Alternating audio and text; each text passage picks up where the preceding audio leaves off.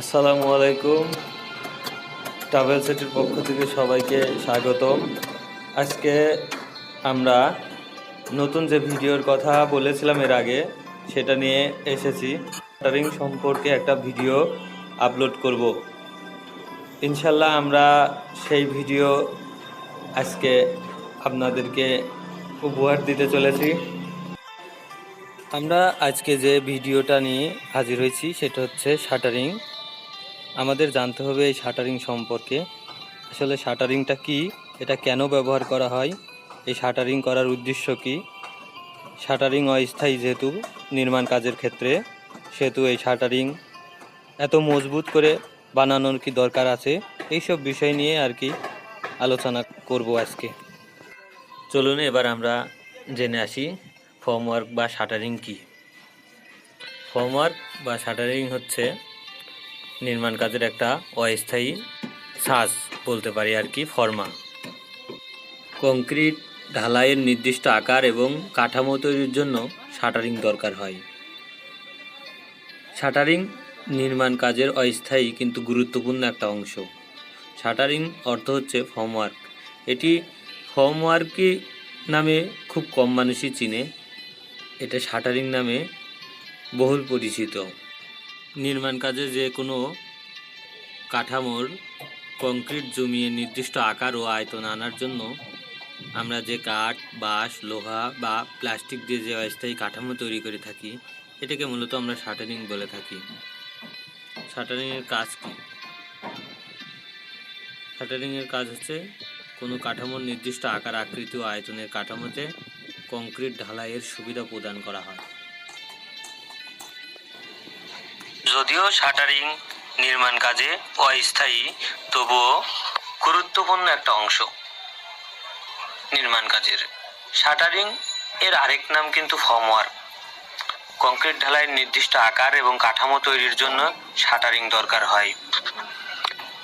এখন অনেকেই বলতে পারে যে শাটারিং তো নির্মাণ কাজের ক্ষেত্রে ক্ষণস্থায়ী, তাহলে এটি কেন এত মজবুত হতে হবে?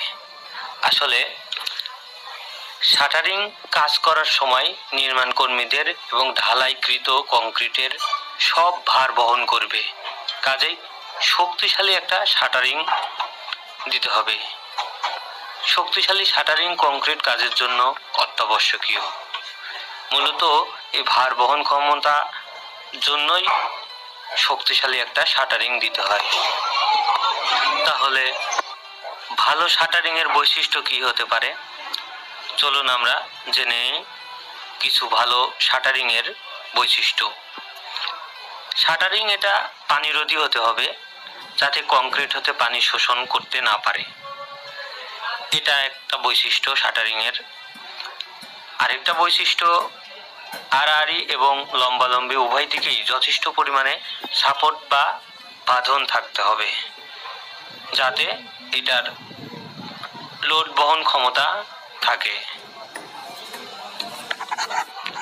এরপরে একাধিকবার খুলে আবার লাগানোর উপযোগী হতে হবে।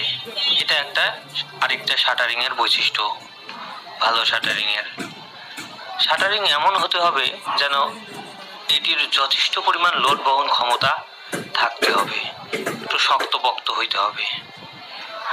মূলত এগুলাই হচ্ছে শাটারিং এর বৈশিষ্ট্য সমূহ।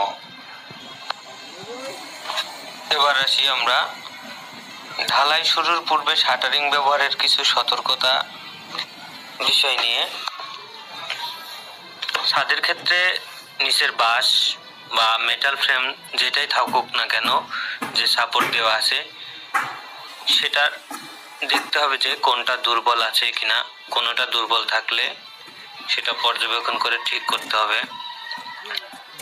স্টিলের শাটারিং এর ভেতরে তেল দেওয়া হয়েছে কিনা সেটাও দেখতে হবে। আবার কাঠের শাটারিং হলে সর্বত্র ঠিকঠাক পলিথিন দিয়ে মোড়ানো আছে কিনা, এইভাবে পলিথিন দিয়ে মোড়ানো আছে কিনা সেটা দেখতে হবে।